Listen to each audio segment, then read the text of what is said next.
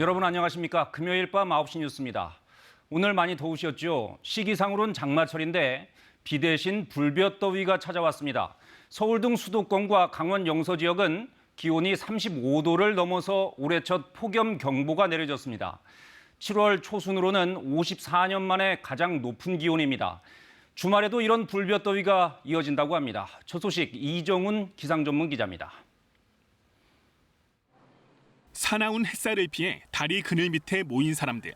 어른아이 할 것 없이 물에 발을 담그고 더위를 식힙니다. 불볕을 피할 곳 없는 거리에선 열기를 식힐 각양각색의 용품이 등장했습니다. 사람 많은데 덥잖아요. 그래서 나오기 싫었는데 그래도 이거 하나 들고 친구 만나러 나오니까 진짜 좋은 것 같아요. 오늘 너무 덥고 숨이 너무 턱턱 막혀서 선풍기 들고 나갔어요.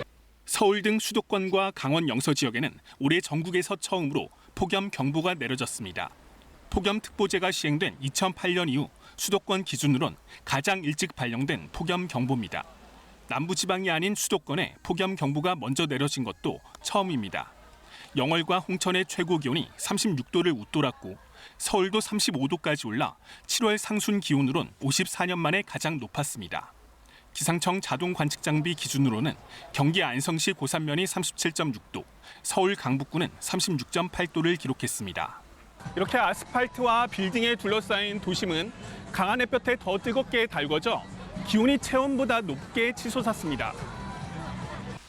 불볕더위는 주말에도 이어집니다.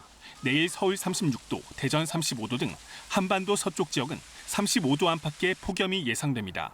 공기가 백두대간을 넘어 서쪽으로 이동하는 경우에는 특히나 더욱 고온 건조해지기 때문에 서쪽 지방을 중심으로 매우 더운 날씨가 나타나는 특징이 있습니다. 기상청은 다음 주 초반까지 33도 안팎의 더위가 이어지겠다고 내다봤습니다. KBS 뉴스 이정훈입니다. 그럼 더위를 식혀줄 장맛비는 언제쯤 올까요? 다음 주 중반쯤 비 소식이 있습니다. 그런데 남부에만 비가 집중될 가능성이 있다고 합니다. 그렇게 되면 지난해처럼 더운 데다 습하기까지 한 오히려 더 힘든 무더위가 되풀이되지 않을까 걱정입니다. 신방실 기상전문기자가 자세한 전망을 알려드립니다. 일본 열도를 뒤덮은 거대한 구름대, 바로 장마전선입니다. 지난달 말 남부지방에 마지막으로 비를 뿌린 뒤 계속 일본 남쪽 해상에 머물고 있습니다. 장마전선이 좀처럼 북상하지 못하는 것은 한반도 상층 찬공기의 세력이 이례적으로 강하기 때문입니다. 아직까지 우리나라는 북쪽 찬공기 영향을 좀 많이 받고 있는데요. 7월 중순 이후에는 북태평양 고기압의 세력이 점차 확장을 하면서 장마전선이 점차 북쪽으로 이동할 것으로 전망이 되고요. 다음 주 중반쯤에야 장마전선이 북상해 우리나라에 비를 뿌릴 것으로 기상청은 내다보고 있습니다. 비가 오더라도 전국적인 폭염을 꺾기에는 역부족일 수 있습니다. 북태평양 고기압의 확장 여부에 따라 지난달 말 장맛비처럼 남부지방에만 비가 쏟아질 수 있기 때문입니다. 이렇게 되면 중부지방에선 오히려 맑은 날이 이어지면서 열기가 축적되고 폭염이 더 기승을 부릴 수 있습니다. 한 달 넘게 이어지면서 역대 최악으로 꼽힌 지난해 여름더위도 장마가 관측 이후 두 번째로 짧았기 때문입니다. 기상청은 이달 하순쯤 장마전선이 세력을 잃으며 장마가 끝날 것으로 보고 있습니다. 앞으로 몇 주 사이 장마전선의 움직임이 변수인 겁니다. 기상청은 장마 뒤 본격적인 무더위가 찾아오겠지만 대기 정체가 지난해 수준은 아닌데다 국지성 호우도 잦아 역대 최악의 폭염은 피할 것으로 내다봤습니다. KBS 뉴스 신방실입니다. 폭염 때문에 에어컨 가동도 늘고 있는데 서울에선 에어컨 실외기에서 시작된 것으로 추정되는 아찔한 화재도 있었습니다.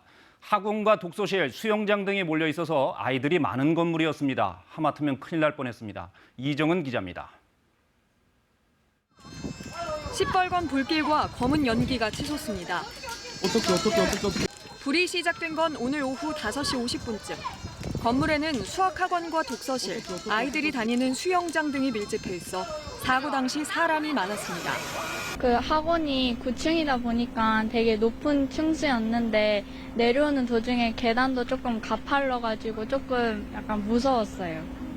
다행히 300여 명이 무사히 대피했고 인명피해는 없었습니다. 인근 건물에서 퇴근하던 공익근무 요원이 대피를 도왔습니다. 빨리 불 났다고 도망 치시라고 했는데 사람들은 불난 걸 아직 모르고 계시더라고요.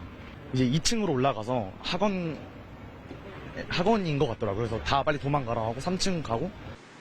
건물 밖에 있던 에어컨 실외기에서 시작된 불은 샌드위치 패널을 타고 번졌다가 30분 만에 꺼졌습니다. 서울에 첫 폭염 경보가 내려진 오늘 에어컨 가동이 잇따르면서 실외기 화재가 난 겁니다. 지난 3년간 여름철 에어컨에서 시작된 화재만 690여 건, 이 가운데 40% 가까이가 실외기에서 시작됐습니다. 때문에 장시간 에어컨 사용을 자제하고 실외기는 주변 벽면과 10cm 이상 거리를 둬야 하며 혹 전선이 벗겨진 곳은 없는지 꼼꼼한 점검이 필요합니다. KBS 뉴스 이정은입니다. 우리나라뿐만 아니라 지구촌 곳곳이 그야말로 펄펄 끓고 있습니다. 극한의 폭염이란 말이 나올 정도인데요. 인도는 기온이 무려 50도를 넘나들어서 열사병 사망자가 잇따르고 있고 에스키모의 고장 알래스카도 30도를 넘어섰습니다. 지구 온난화에 대한 우려가 커지고 있습니다. 이재희 기자가 보도합니다. 섭씨 50도를 넘나드는 폭염이 강타한 인도. 찌는 더위에 아이들이 연못에 몸을 던집니다. 지난달 이미 델리의 최고 기온은 섭씨 48도로 역대 최고치를 기록했습니다. 열사병으로 숨진 사람만 100명이 넘습니다. और हम लोग एक एक घंटा बैठे रहते हैं ऑटो के अंदर। कई बार जब ज़्यादा गर्मी लगी तो पेड़ों के नीचे जा कर के आराम करते हैं। उसके बाद 4-5 बजे के टाइम निकलेंगे जैसे कि होगा ना, फिर देर रात तक काम करना पड़ता है। 유럽 대륙도 폭염에 신음했습니다. 프랑스 남동부는 역사상 가장 더운 45.9도를 기록했고 폭염으로 4천여 개 학교에 휴교령이 내려졌습니다. 스페인에서는 폭염 속 산불로 여의도 면적 5배 이상의 산림이 소실됐습니다. De mucha calor, de humedades muy bajas y por lo tanto no es un buen pronóstico. 냉대 기후 지역인 미국 알래스카주도 섭씨 31도로 50년 만에 최고 기온을 경신했습니다. 극한의 폭염이 강타한 지난달 전 세계 평균 기온은 역대 최고 수준을 기록했습니다.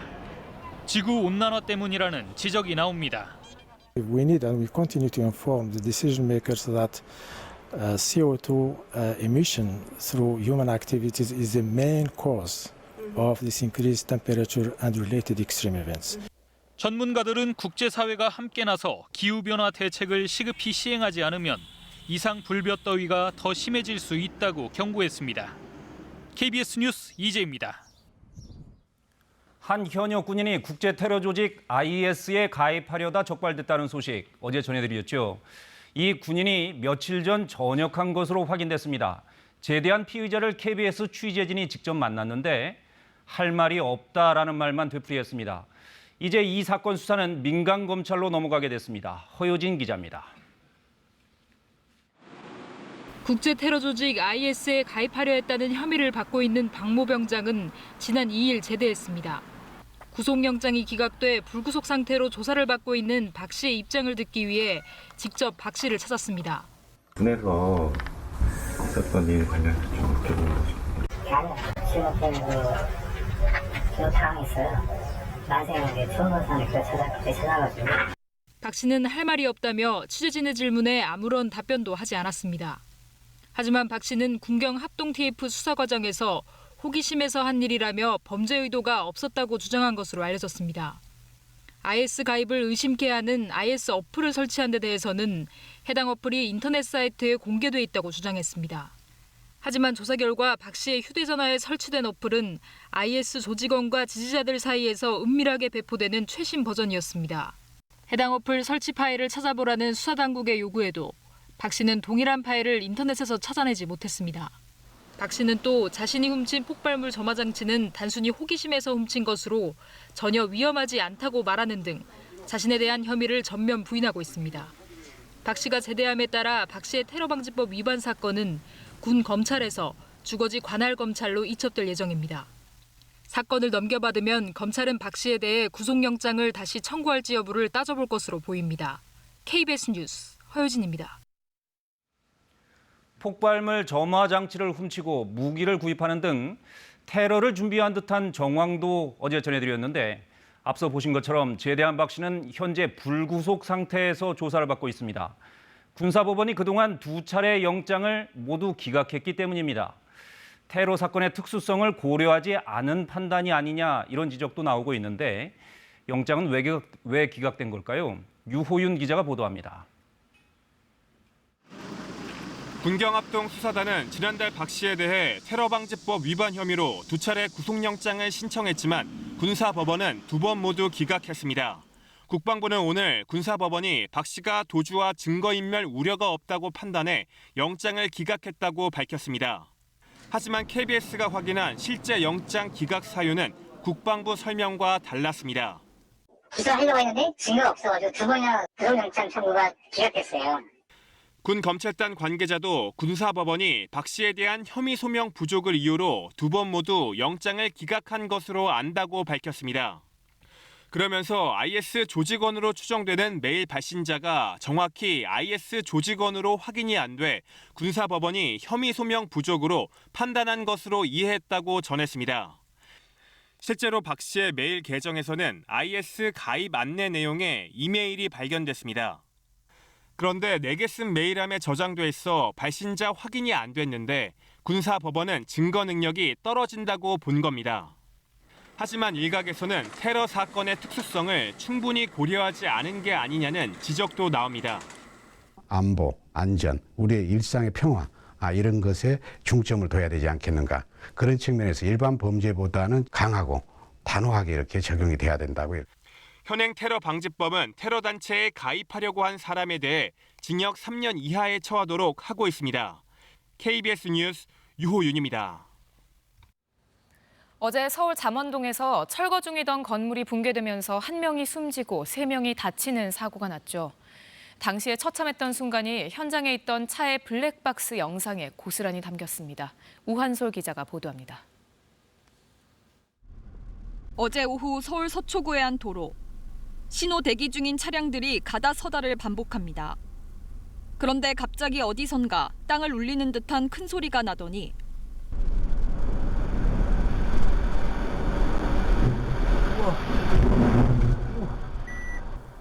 강한 먼지바람과 함께 철거 중이던 건물이 무너져 내립니다. 강한 불꽃이 튀면서 건물 앞에 있던 전신주마저 쓰러졌습니다. 한순간에 도로가 희뿌연 연기로 가득 찼고 겨우 사고를 피한 차량들은 후진을 하며 현장에서 벗어납니다. 앞에 가는데 공사 중이던 건물이 무너졌어. 눈앞에서 불과 수초 만에 붕괴된 건축물이 도로를 덮쳐버린 겁니다. 사고 직후 전신주 석 대가 무너지면서 잠원동 일대가 한동안 정전되기도 했습니다. 이 때문에 사고 현장 앞에 설치돼 있던 CCTV도 1시간가량 작동이 멈추기도 했습니다. 5, 6초 만에 무너져 내린 건축 잔해물에 신호 대기 중이던 차량 석 대가 깔렸습니다. 이 차에 타고 있던 4명에 대한 구조 작업도 이뤄졌지만 30살 여성 이모 씨는 결국 숨진 채 발견됐습니다. KBS 뉴스 우한솔입니다. 오늘 붕괴 사고 현장에서는 관계기관의 합동 감식 작업이 진행됐습니다. 지상 1, 2층 기둥과 보가 손상돼 사고가 났다는 1차 감식 결과가 나왔는데 애초에 철거 계획과 안전 조치가 부실했을 가능성이 제기됐습니다. 박영민 기자의 보도입니다. 사고가 난 건물은 오는 10일까지 철거가 완료될 계획이었습니다. 공사 현장을 지켜본 인근 주민들은 철거 작업을 서두르는 것 같았다고 말합니다. 최근에 2, 3일 정도 많이 봤어요.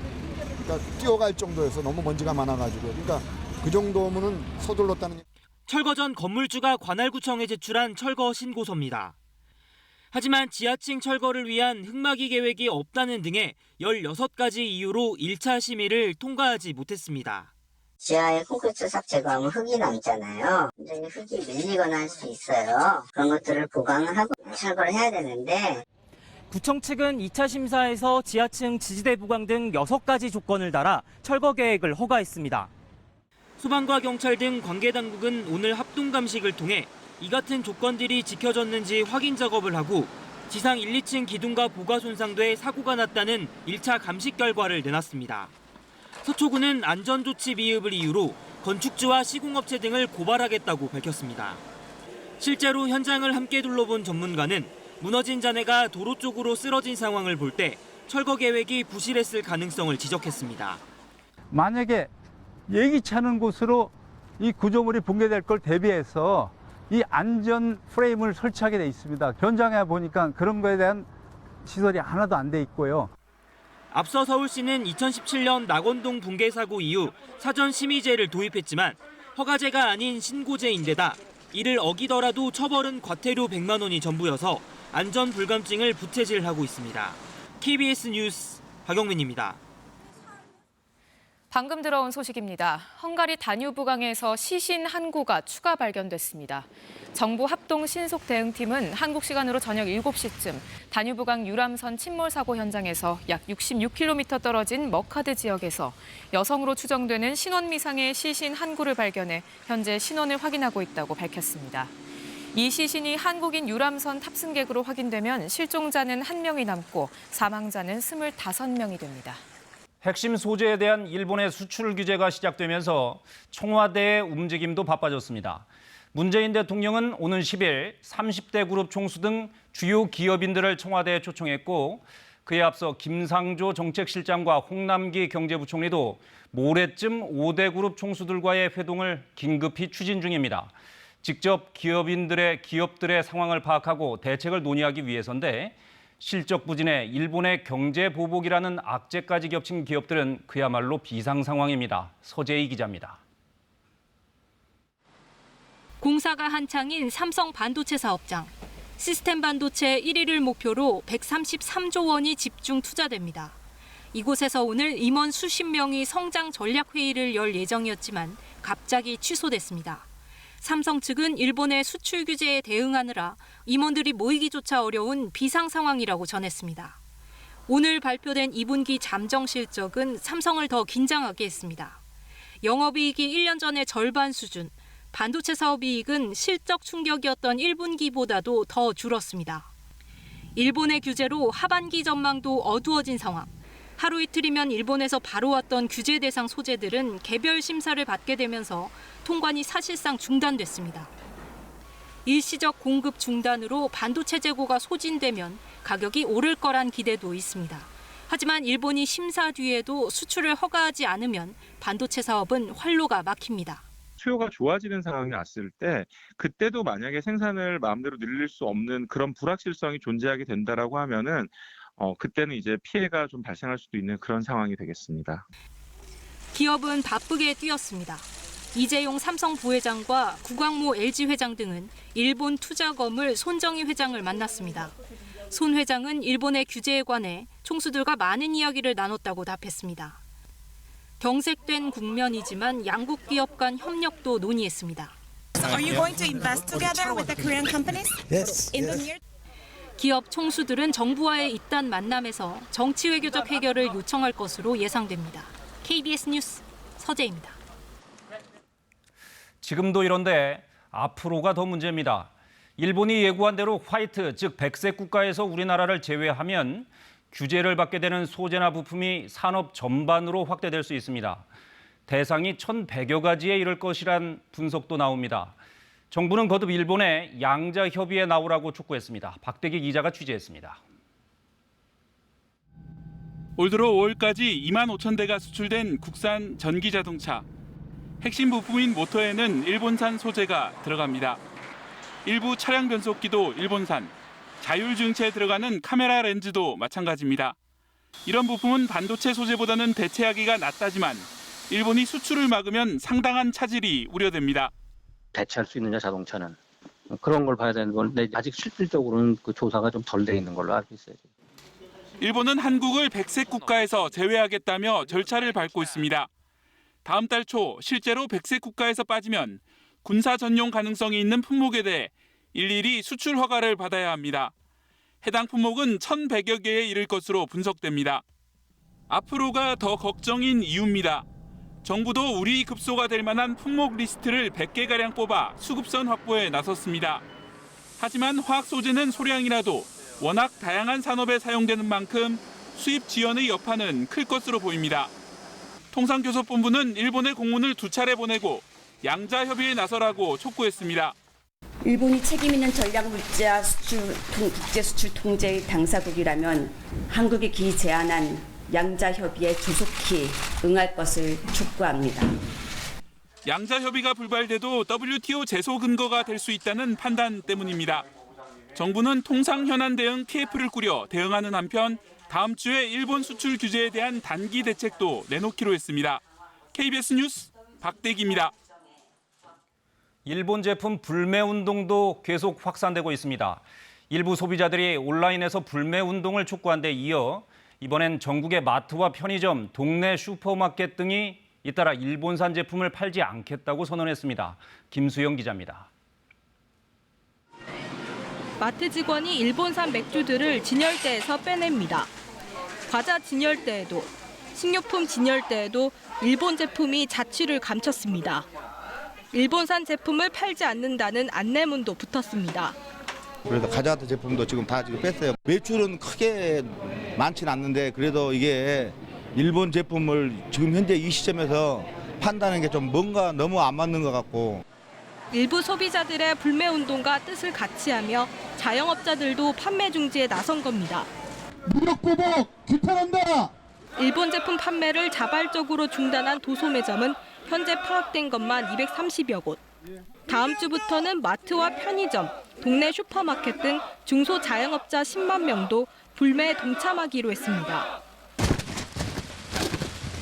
우리는 단순히 일본 제품을 사지 않는 운동을 넘어 판매 중단 운동을 시작한다. 점주들은 담배와 맥주, 커피 등 일본 제품을 전량 반품 처리하고 신규 발주도 중단했습니다. 매출이 2~3% 줄어들 것으로 보지만 일본이 과거사를 반성하고 경제보복 조치를 중단할 때까지 계속한다는 계획입니다.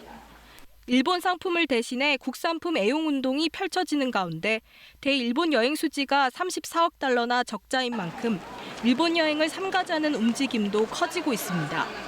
KBS 뉴스 김수영입니다. 물론 한국 기업들은 발등에 불이 떨어졌지만 일본 기업들도 규제가 장기화할 경우 그 피해가 부메랑처럼 자신들에게 되돌아오지 않을지 좌불안석이라고 합니다. 한국 수출길이 막힌 일본 기업들의 속내를 도쿄에서 황현택 특파원이 들어봤습니다. 일본 경제산업청에 마련된 수출 승인 신청 창구입니다. 3년에 한 번씩 이뤄지던 포괄 승인이 계약별로 바뀌면서 일본 업체들은 곤혹스러워하고 있습니다. 今までのようなタイムリーな打ち合わせだとかサンプルのやり取りっていうのが事務的な手間が省けるような形ですかね. 심사 기간은 90일가량, 하지만 그 이상이 될 수도 있습니다.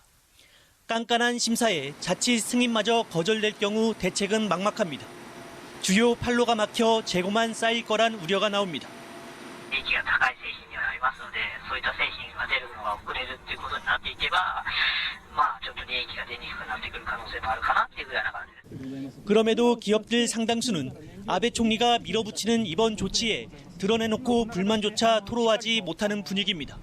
現段階ではですね、見解の方をお伝えできる状況でもございませんので、プラスともマイナスともお伝えをしていません。 그러다 보니 경제계 대표가 직접 나서 한국 기업의 탈일본 사태를 경고할 정도입니다. 韓国の国内で部品を自分で作るようになると、こういうことになるかもしれませんね。国と国同士でですね、積極的な話し合いが進むことを。 공교롭게도 미무라 회장은 강제징용 재판의 피고였던 일본제철의 명예회장이기도 합니다. 일본 기업들은 이번 규제가 장기화할 경우 한일 두 나라의 IT 산업이 모두 피해를 보고 그 반사 이익은 중국이 챙길 것을 우려하고 있습니다. 도쿄에서 KBS 뉴스 황현택입니다. 바른미래당 오신환 원내대표는 오늘 국회 교섭단체 대표연설에서 문재인 대통령이 직접 최저임금 동결을 선언해달라고 요구했습니다.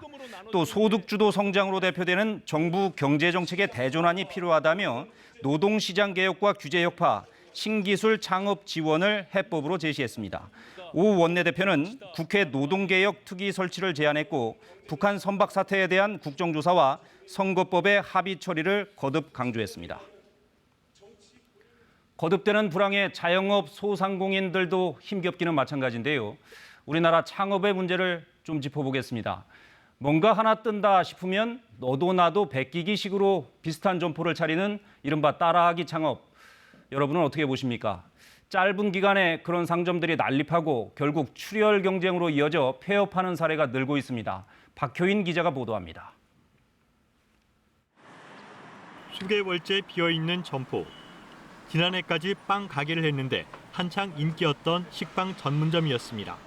식빵 가게 이전에는 대만 카스테라를 팔았습니다. 유사 브랜드가 17개나 될 정도로 열풍이었지만 1년을 채 넘기지 못했습니다. 석궁에도 뭐 본동 쪽에도 있었고 막 있었는데 다 없어졌죠, 한꺼번에. 최근에는 특색 있는 매운맛을 내세운 중국 마라탕 전문점이 인기 사업으로 떠올랐습니다. 문제는 한 번 뛰면 너도 나도 따라하기 창업을 하다 보니 한꺼번에 비슷한 점포가 너무 많이 생긴다는 겁니다. 이화여대에서 신촌역 사이 거리입니다. 직선거리로 200m도 안 되는 짧은 구간이지만 마라탕 전문점이 8곳이나 들어서 있습니다. 경쟁 상대가 갑자기 늘자 업주는 매출이 줄까 울상입니다. 두세 군데 생기는 건 문제가 안 되는데 1년 사이에 거의 10군데 가까이 생기다 보니까 문제가 있죠. 따라하기 창업이 난무하는 건 프랜차이즈 개설이 지나치게 쉽기 때문입니다. 지난 한 해 등록된 프랜차이즈 수가 1,300여 개. 같은 기간 유행에 휩쓸렸다 사라진 프랜차이즈도 1,000개에 달했습니다. A 브랜드가 생겼는데 거의 유사한 브랜드 PCT가 같은 상권 내에 들어왔다면요. 그 4분의 1밖에 못 갖고 가는 거가 되겠죠. 정상적인 매출을 못 올리기 때문에 같이 망하는 구조가 되겠습니다. 지난해 프랜차이즈 브랜드 수는 6,000개를 넘어서 역대 최고치를 기록했습니다. KBS 뉴스 박효인입니다. 대낮에 아파트에 침입한 일당이 아이를 인질로 잡고 어머니에게서 수천만 원을 빼앗아 달아났습니다. 현관문을 열어둔 집을 노려 범행을 저지른 것으로 보이는데 경찰은 아파트 CCTV 등을 확보해 범인들을 뒤쫓고 있습니다. 보도에 김서정 기자입니다. 남성 3명이 도로를 지나 아파트 입구로 들어섭니다. 잠시 뒤 CCTV 위치를 확인한 한 명이 층마다 엘리베이터를 타고 내리기를 반복합니다. 이런 식으로 1시간여 동안 범행 대상을 물색한 일당은 낮 12시 50분쯤 현관문이 열려있는 집을 찾아 침입했습니다. 집안에는 16개월 된 아이와 어머니뿐이었습니다. 흉기로 아이의 엄마를 위협해 돌반지와 현금 등을 빼앗은 이들은 여기서 그치지 않고 피해자의 통장에 있는 돈까지 인출하려고 시도했습니다. 하지만 비밀번호를 틀려 인출에 실패하자 이번엔 아이를 인질로 잡고 현금 서비스 등으로 돈을 만들어 오도록 아이의 엄마에게 요구했습니다. 결국 아이의 엄마는 은행 2곳에서 1,500만 원을 구해 일당 중 1명에게 건넸고 그 사이 나머지 2명도 달아났습니다. 아이와 엄마 모두 다치지는 않았지만 피해자는 물론 인근 주민들도 불안에 떨고 있습니다. 복도형이다 보니까 이제 거의 못 연다고 해야죠. 젊은 주민은 다 닫고 생활할 수밖에 없어요. 경찰은 용의자 3명이 사전에 치밀하게 계획해 범행을 저지른 것으로 보고 이들을 쫓고 있습니다. KBS 뉴스 김서정입니다. 모기나 파리를 잡을 때 스프레이형 살충제 자주 사용하시죠? 이 뿌리는 살충제 때문에 화재가 나는 경우가 종종 있다고 합니다. 사용할 때 어떤 점을 주의해야 할지 이수복 기자가 취재했습니다. 대전의 한 아파트입니다. 베란다 유리창이 산산조각 깨져서 널브러졌고 가구도 심하게 불탔습니다. 스프레이형 살충제를 뿌렸다가 황당하게도 화재가 일어났습니다. 46살 김모 씨는 베란다로 들어온 파리를 잡기 위해 살충제를 뿌렸습니다. 잠시 후 바닥에 떨어진 파리를 불로 태우기 위해 가스 점화기를 켰는데 순간적으로 불이 주변에 옮겨 붙었다고 말했습니다. 얼굴에 약간 화상을 입으신 채로 1층으로 자력으로 대피한 상황이었고요. 현장에 갔었을 때는 이제 베란다 쪽에서 불꽃들이 집기류 쪽으로 옮겨 붙어서 지난 5월엔 부산에서도 모기 살충제를 뿌린 뒤 무심코 전기 모기채를 켰다가 불이 나는 사고가 있었습니다. 모두 스프레이형 살충제를 썼다가 부주의로 화재가 일어난 경우입니다. 이 같은 스프레이 살충제 안에는 LP가스로 알려진 액화석유가스가 들어있어 작은 불꽃에도 불이 번지기 쉽습니다. 따라서 스프레이 살충제를 사용한 이후엔 반드시 실내 공기를 환기시켜주는 게 좋습니다. 통풍이 되지 않는 곳에서 사용하게 되면은 그 액화석유가스가 바닥에 체류하게 됩니다. 바닥에서 점화원이 될 수 있는 불꽃이나 어떤 점화원을 화기를 취급하게 되면은 또 스프레이 살충제를 사용한 직후에 곧바로 전기 스파크가 발생하는 전기모기채나 인화성 물건을 사용해서는 안 된다고 전문가들은 밝혔습니다. KBS 뉴스 이수복입니다. 트럼프 미국 대통령의 방안에 맞춰 광화문 광장의 천막을 청계광장으로 옮긴 우리공화당이 오늘 저녁 세종문화회관 앞에 천막을 다시 설치하기 시작했습니다. 현장 연결해 상황 알아봅니다. 박진수 기자, 천막 설치 과정에서 별다른 충돌은 없었습니까? 네, 기습적으로 천막을 설치했기 때문에 별다른 충돌은 없던 것으로 전해졌습니다. 우리공화당은 저녁 8시부터 이곳 세종문화회관 앞 인도에 몽골 텐트 설치를 시작해 총 천막 4동의 설치를 마쳤습니다. 현재는 우리공화당 측 당원 500여 명이 광화문 광장 안에 모여 집회를 열고 있습니다. 이들은 지난달 25일 서울시의 천막 강제 철거에 대해 항의하고 2017년 3월 10일 탄핵 반대 집회 과정에서 일어난 사망 사건의 진상을 규명하라고 목소리를 높이고 있습니다.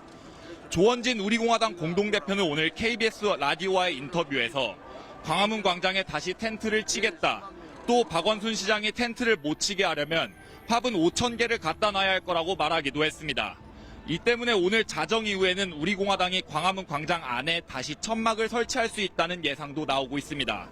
우리공화당은 지난 주말 트럼프 대통령 방안에 맞춰 텐트를 임시로 옮겼고 그 사이 서울시는 텐트 재설치를 막기 위해 대형 화분 139개를 갖다 놨습니다. 우리공화당이 내일 광화문에서 전국 당원이 모이는 대규모 집회를 연다면서 10,000명이 넘게 모일 것이라고 주장하고 있습니다. 현재 광화문에는 경찰관 1,000명 이상이 배치되고 서울시청 직원도 30명 정도가 나와 있습니다. 서울시 관계자는 우리공화당 측이 광화문 광장 안쪽으로 들어와 텐트를 치지 못하도록 저지할 계획이라면서 물리적 충돌도 예상하고 있다고 밝혔습니다. 네, 광화문 현장에서 박진수 기자였습니다. 미국 독립기념일 행사가 정치적 논란에 휩싸였습니다. 트럼프 대통령이 각종 전략 무기를 동원해 군사력을 과시한 모습을 두고 재선용 초호화 쇼라며 대통령이 독립기념일을 납치했다는 비판도 나왔습니다. 워싱턴 서지영 특파원의 보도입니다.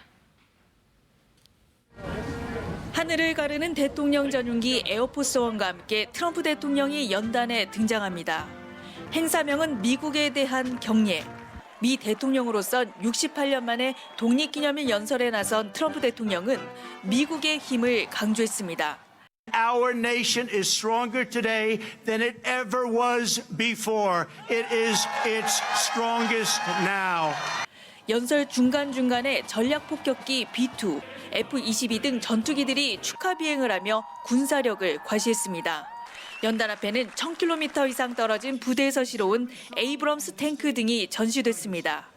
마치 국군의 날을 방불케 하는 군사 퍼레이드는 1991년 걸프전 승리 기념일 이후 28년 만입니다. 재선용 초호화쇼라는 비난을 의식한 듯 트럼프 대통령은 순직 군인들에 대한 예를 표하며 정치적 발언을 자제했지만 논란은 수그러들지 않았습니다. I mean, I've said it before. I don't think he understands. This is America's birthday, not his birthday. 행사장 주변에선 트럼프 지지자와 시위대 간 충돌이 이어졌습니다. 행사장에서는 이처럼 반트럼프 시위를 상징하는 인형도 등장했습니다. 시위자들 사이에서는 미국 대통령이 독립기념일을 납치했다는 주장도 나왔습니다. I don't think the 4th of July should be politicized like it has been this year because it's a national holiday. 초당적으로 치러진 과거 독립기념일 행사와는 달리 243번째 미국 독립기념일은 정치적 논란 속에 미국 사회의 분열을 고스란히 드러냈습니다. 워싱턴에서 KBS 뉴스 서지영입니다.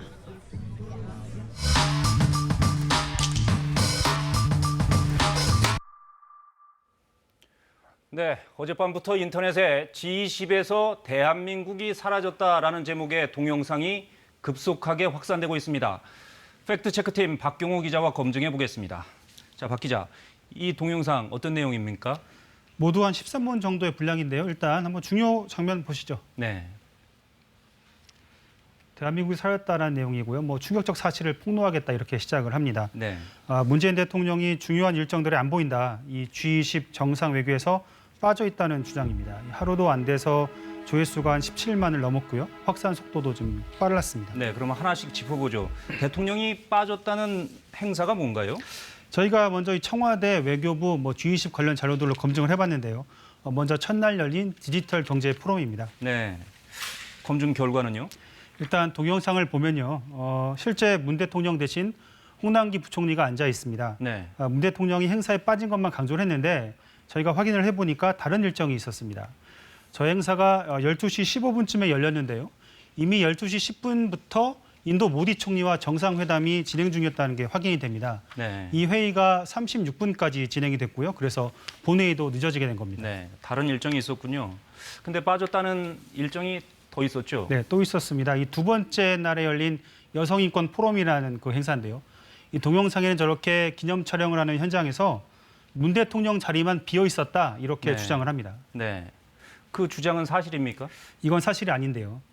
이 행사는 부대 행사에서 청와대가 사전에 미리 불참 통보를 했고요. 그러니까 문 대통령 자리가 처음부터 있었던 것이 아니죠. 또 확인해 보니까 이 행사는 예정보다 35분 늦은 10시 15분에 시작됐는데 이미 10시에 문 대통령은 본회의장에 도착을 해서 다음 일정을 기다리고 있었습니다. 네, 그렇군요. 또 폐회식에도 불참했다라는 내용도 있었죠.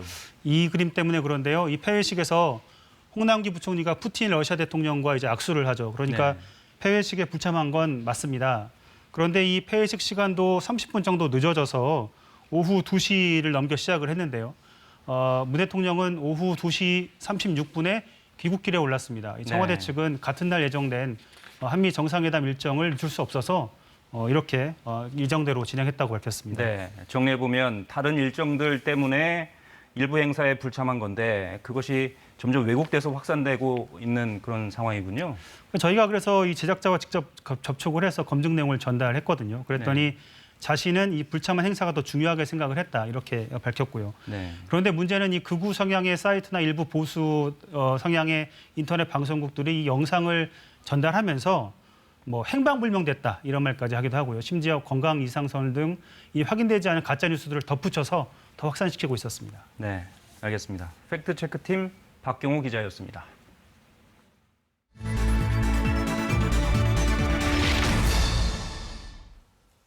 수백 종의 해양 생물들이 살고 있는 독도 바다가 사막화로 몸살을 앓고 있습니다.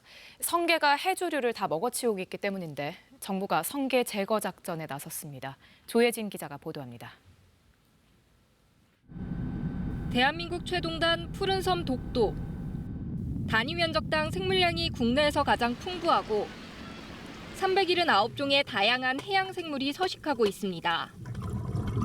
해양 생물들이 털을 잡고 사는 건 먹잇감이자 산란지가 되는 여러 해조류 덕분입니다. 그런데 몇 년 전부터 해조류가 눈에 띄게 줄었습니다. 회색 안반으로 뒤덮인 곳. 여기저기 달라붙은 까만 성게만 눈에 띌 뿐 다른 생명체는 보이지 않습니다.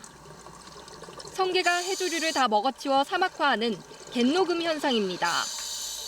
해조류, 에너지를 생산하지 못하면 그 에너지에 의존해서 살아가는 모든 바다 생물들이 존재할 수가 없는 거죠. 쉽게 이야기해서 생물 다양성이 10분의 1로 떨어진다고 보시면 돼요. 해양수산부는 잠수부 30여 명을 투입해 성게 포획에 나섰습니다. 4년간 12톤가량의 성게가 제거됐습니다. 성게의 천적이 되는 어린 돌돔도 만 마리씩 방류하고 있습니다. 이제 성게 껍질들을 이제 돌돔들이 이제 파먹기 때문에 돌돔들이 이제 성게의 그 천적입니다. 그래서 저희들이 돌돔 방류를 해서 그 돌돔들이 자라면서 그런 성게를 제거하고. 독도 주변 갯녹음 면적은 약 6,000헥타르. 사막화율이 51%를 넘어서 해양 생태계 보존 노력이 시급합니다. KBS 뉴스 조혜진입니다.